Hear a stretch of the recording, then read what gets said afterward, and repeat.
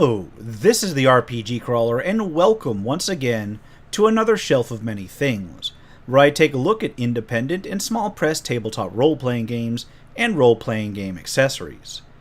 In this episode, I'm going to venture back into the realm of sci-fi, and take a look at the Rules Light offering Explorers, from Tom Vogt of Not Very Professional Games.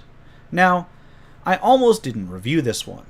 I'd originally seen it come up on RPG Now, and I'd been somewhat interested in picking it up at the time, but decided against it.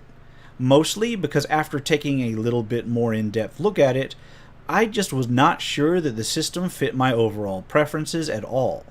So I let it be, intending to concentrate on things that were more in my wheelhouse. And then the developer was kind enough to request a review and provide me a review copy.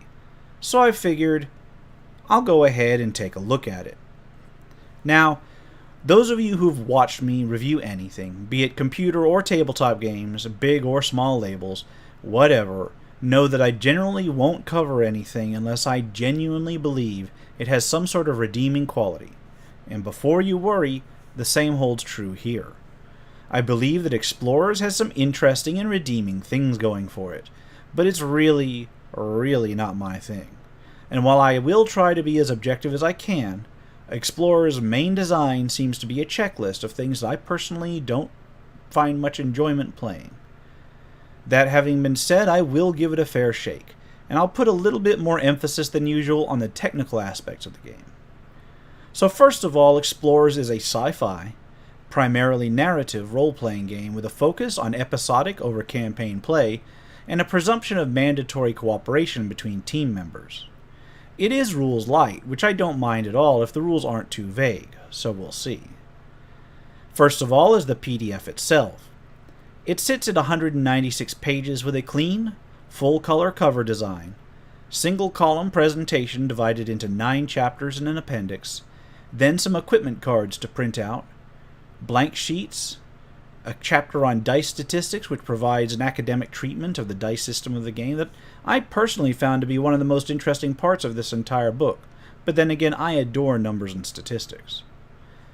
Explorers starts out with a preface that does the typical explanation of what a role-playing game is, and that you should have to prepare some of it, but also addresses how to handle the players themselves at the table. There is a note that certain pages will contain game design notes from the designer as footnotes, and while optional, these footnote notations do break the flow of reading. And in some instances, these footnotes are more than simply explanations of game design choices, but rather real-world examples that might be looked at for inspiration or clarification about things in the game's universe. It makes for a bit of a disjointed experience when they occur. And yes, I know that it's kind of ironic me saying that because I do the exact same thing in some of my videos. And it's jarring when I do it. It makes reading the material seem a lot like riding the brakes through stop-and-go traffic. You're not sure which footnote to look at, whether it's relevant to the design or relevant to the actual content of the game. Let's continue. After the preface, the first section is the rules. Except that the first chapter actually isn't the rules, but rather an overview of the basic setting. Explorers takes place in a post-scarcity, futuristic environment where humans have to worry for pretty much nothing, but the characters being played aren't humans. Instead, they are expendable clones sent to explore hostile planets. Overall, the setting is a mix of pretty generic post-scarcity style sci-fi, mixed with the Planet-a-Week format of older TV sci-fi shows, helped along with the use of instantaneous subspace travel rather than actual space travel between worlds. It's decently written, I'll give it that, and reasonably consistent through and through, with just a few oddities here and there that might raise questions if one thinks too much about them. Overall, though, the setting is solid, it gets the job done. Chapter 2 covers the core rules, and while simple in concept, it does start out a bit oddly. This is a system that uses only one kind of dice. And which kind does it use? It doesn't even matter. Because dice pools in this game are simply contested against other dice pools rather than a flat difficulty number. So at any point of the game, the one type of dice that you pick to play it is utterly irrelevant as long as you're using it all the way across the board. I actually really like it that way, although it can be a little hard to wrap your head around at first. There's several suggestions that you use D10s, and I suppose that's not a bad choice overall, since a number of other systems also use lots of D10s, and may have left some gaming groups with a surplus of them. I personally have a lot of D6s, as will some GURPS players, but the smaller the range on the die overall, the more likely you are to get ties on certain rolls, which can affect how actions play out. Now, I'm not getting into too many details on the actual rolling, since it's a simple enough system that doing so would give it away entirely. Suffice to say that you roll a pool of dice against one other pool of dice, either determined by your opponent or the environment, and then the system decides whether or not you have gained enough successes to achieve what you want. The system does rather rely heavily on something called rolling over or rolling into, in which you can daisy chain preparatory tasks to grant yourself additional dice at the end, and bonus dice, which are gained through the decent role-playing of a particular event. Now, there are no separate skills and ability scores in Explorers, but rather a simple catch-all called abilities.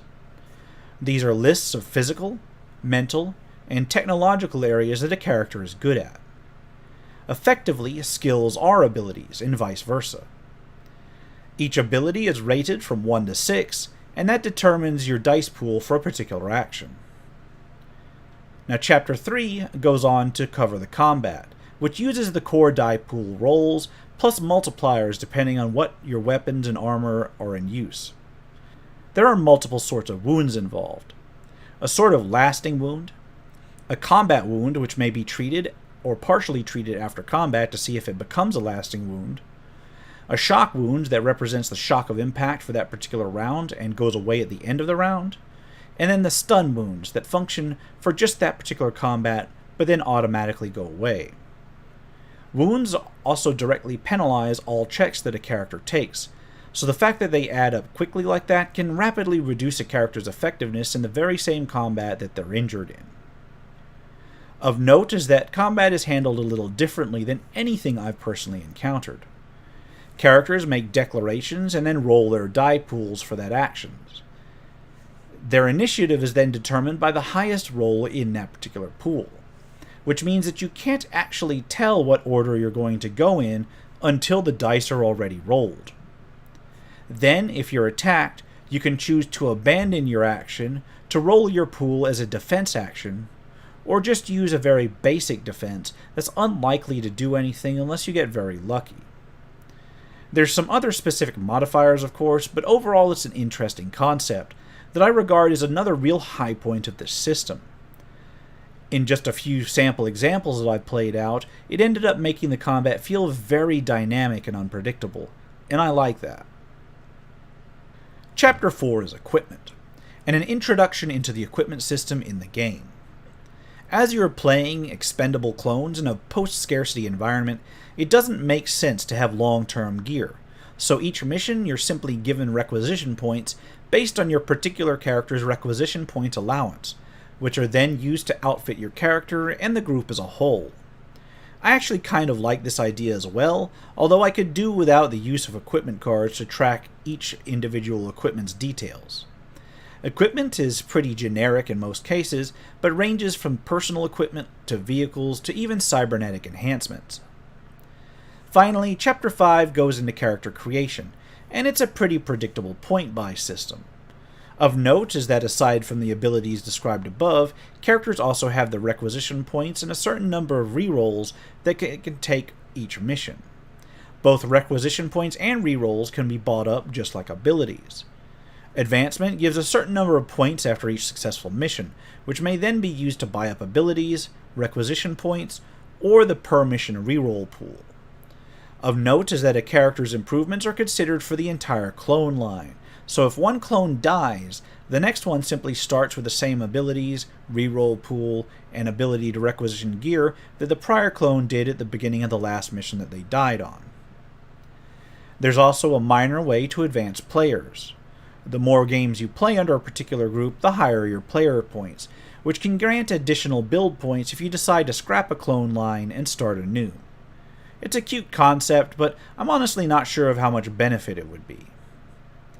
Chapter 6 covers enemies, or rather, rules to make enemies, as there's no specific examples covered. It does, however, give pretty good inspirational guidelines for making creatures that the team can run into. And then there's Part 2, which covers missions. In Chapter 7, it starts with a formal mission structure, which is very useful for designing and running a mission by the book, but also really hammers home the episodic nature of the game. It does include guidelines for designing missions as well. Chapter 8 does cover campaigns, although the game really isn't focused on them. It can support them, although only in the most basic of ways. Chapter 9 then covers a number of example missions, which cover a fairly decent range of various sorts of mission types that you might encounter. It's quite helpful in showing not only how a mission is structured and designed, but also the sheer range of outings that your characters can take part in. Finally, the appendix covers the various resources available, sample sheets, equipment cards, and so forth. The book closes up with a section on dice analysis that I mentioned, a glossary, links to the author's other works, which are mostly online games but do include a book, and then a list of inspirations. So looking at it technically, I say this a lot, but I feel like it needs another editing pass as of this recording. There were a few typos and errors in the text overall, including a few numbers that can throw the examples that they appear in completely off, making them very poor examples. Likewise, there seems to be some misstatements on some pages where the rules are clear by context, but not necessarily as stated. Now, this is the exception rather than the rule. For the most part, the contents are pretty well written, but when errors do crop up, they tend to crop up a few times on the same page, which tends to indicate that, maybe the editing or proofreading pass kind of skipped through that page. Not entirely sure, I'm just speculating. Then there's the mentioned problem of the flow of some of the writing, which can in places, especially near the beginning, feel almost like you're reading a lecture rather than an RPG core book. And that's an issue, especially when it comes that early in a product. I can tell you right now that I almost put the system down right there, but I am glad that I did go ahead and jump further in. I've always believed that it's important to make especially the first part of your RPG, or anything really, as easy to read and succinct as possible, or else you're going to lose a fair percentage of your audience. As far as content organization goes, while I did have some minor moments on where certain chapters were placed, I'm actually pleased to see that the rules are about where they should be, basically. It's actually kind of refreshing to be able to actually know where a rule is found.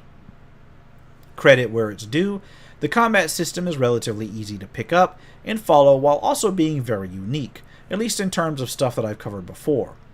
Although it may require a bit too many dice rolls in certain very common situations to really capture the whole rules-light theme that the rest of the system seems to be going for. I still think it's elegant compared to a number of other systems, and there's something to be said for a dice pool versus dice pool resolution, but if the point of your system is to focus on the narrative, and it is, as stated, some of the peculiarities in the combat may detract from that. Despite my reservations as to the genre and the overall tone, which doesn't fit at all with what I would enjoy playing, do I think it's worth purchasing? Well, I think that with another editing pass and some work to clean up the tone of the presentation, it would be a decent little system if you're into that style of play. There are some online tools mentioned in the text to build worlds and such, so the support definitely seems to be there. I don't think it's personally the system for me, but I could see some groups getting a lot more mileage out of it, especially if they're fans of cooperative problem solving, scenario-a-week style gameplay, and maybe if they enjoy the lack of pressure to actually keep their characters alive. So having said that, I'll leave a link in the description below as always. This has been the RPG Crawler with my shelf of many things, Explorers. If you like what you've seen, remember to leave a like, comment if you've got any feedback, and subscribe for more RPG content, both tabletop and computer. If you're feeling particularly generous, I do have a Patreon at patreon.com/rpgcrawler that goes to supporting the channel. Until next time, take care and goodbye.